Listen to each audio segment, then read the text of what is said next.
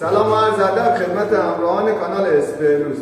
دوستان، آموزش 0 تا 100 این درا رو که براتون گذاشتیم از مرحله چرخ‌پوستش و آستر دست اول، بتونه کاری و آستر دست دوم رسیدیم به لایه نهایی پلیستر سفید براق که سنبات کاریش همه انجام شده، خاکش گرفته شده، رسیده به مرحله پاشیدن پلیستر.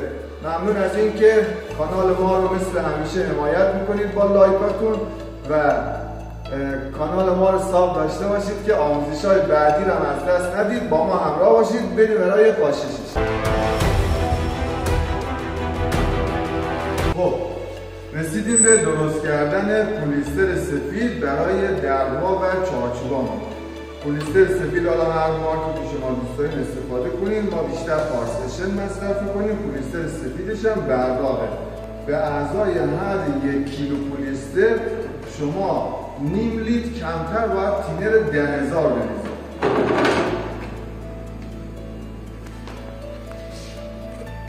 فقط این رو در نظر داشته باشید دوستان، برای چارچوبا که کار ایستاده هستش نسبت به درها باید یک مقدار پلیسترمون سفت‌تر باشه، درمون یک مقدار رقیق‌تر و چارچوبامون یک مقدار سفت‌تر و به ازای هر 1 کیلو هم که پلیستر سفید ریختیم نیم کیلو کمتر تینر 10,000 و خشک‌کنش هم تقریبا 5 تا از همین سر. حالا شما اگر میخواید زودتر خشک بشه بیشتر خشک‌کن بریزید، میخواید زمان دارید کمتر بریزید که هرچی کمتر بریزید کارتون شفافتر در میاد.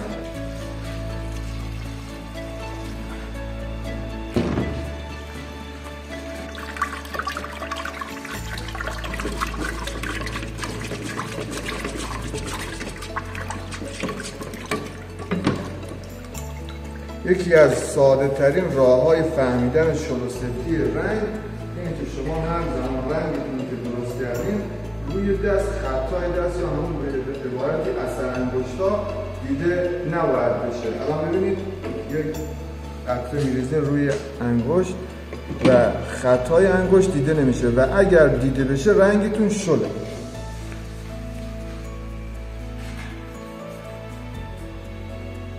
برای ریختن خشک‌کن 2 تا 3 تا 4 تا 5 تا.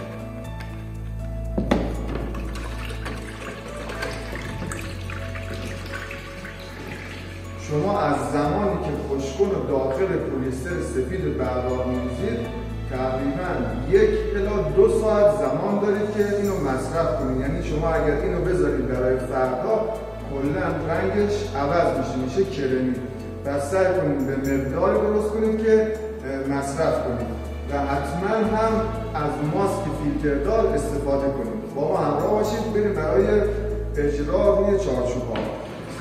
دوستان فقط یک نکته خیلی مهم برای پاشیدن پلیستر، شما حد اکثر دهن پیستولتتون باید حداقل به زبون ساده میشه اینقدر باید باز باشه و برای کارهای روکشی هم از چپ و هم از راست باید پاشیده بشه. حالا ما میزنیم که تو دوربین دهنه پاشش دیده بشه، ولی باید حتما شما بپاشید که بتونید روی کار دهنه رو تنظیم کنید، ولی در کل دهنه تقریبا 20 سانت باید باز باشه. بریم برای پاشش.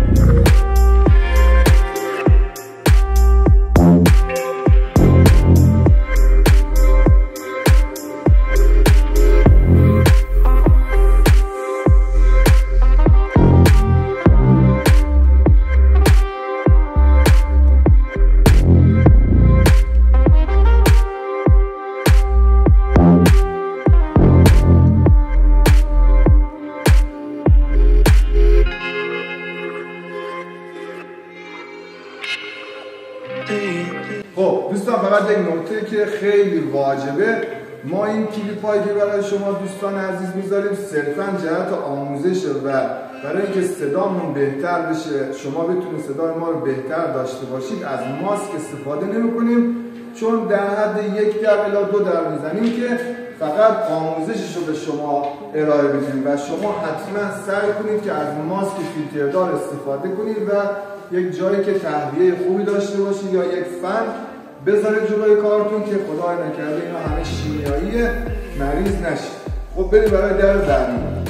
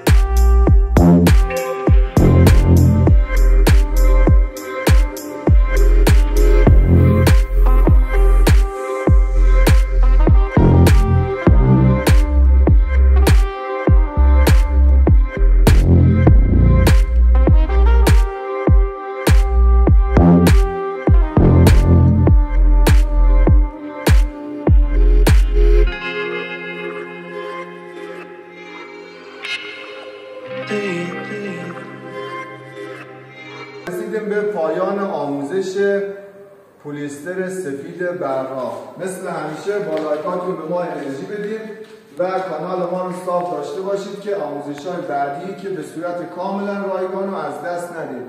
و اگر سوال چیزی داشتید توی کامنت ها حتما از ما بپرسید، ما در خدمتتون هستیم. ممنون از اینکه تا انتهای این آموزش با ما همراه بودید. Like and subscribe. Bye bye.